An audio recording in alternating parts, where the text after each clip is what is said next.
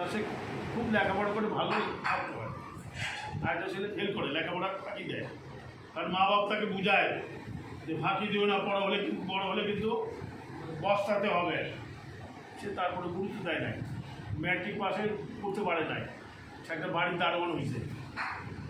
দারোয়ান কষ্ট না ভাই, রাতে ডিউটি, দিনে ডিউটি, বেতন কম।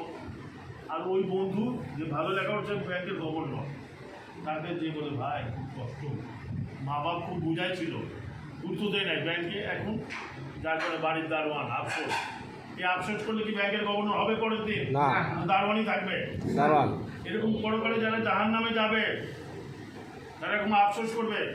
অনেকে তো এরকম ইসলামের কথা বলেছিল, যদি একটু শুনতাম, একটু মানতাম, তাহলে আজকে জাহান নামে আসতে হতো না।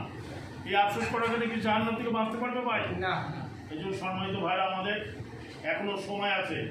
আল্লাহ আমাকে আপনাকে এখনো হায়াতে রেখেছেন, যে কোনো সময় আমি আপনি মৃত্যুবরণ করতে পারি। কি বলেন? অবশ্যই। ওই যে বললাম না, সকালে ঘুম ভাঙলে সকাল, না এর পরকাল। কি বলেন?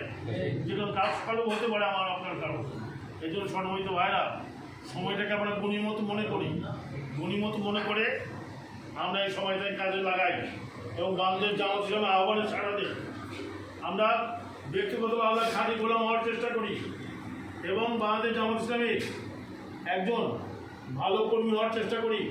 এই সমাজ এবং রাষ্ট্রে আল্লাহ আইন চালু করার চেষ্টা করি। কি বলে? আল্লাহ আমাদেরকে তৌফিক দান করুন, আমরা যেন আল্লাহর খাঁটি গোলাম হতে পারি এবং এই সমাজ এবং রাষ্ট্রে বাংলাদেশ জামাত ইসলামের সাথে যুক্ত হয়ে, কর্মী হয়ে যেন আমরা এই সমাজে আল্লাহর আইন চালু করতে পারি। আল্লাহ আমাদের সকলকে তৌফিক দান করুন। ওয়া মা তৌফিক ইল্লা বিল্লাহ। আসসালামু আলাইকুম।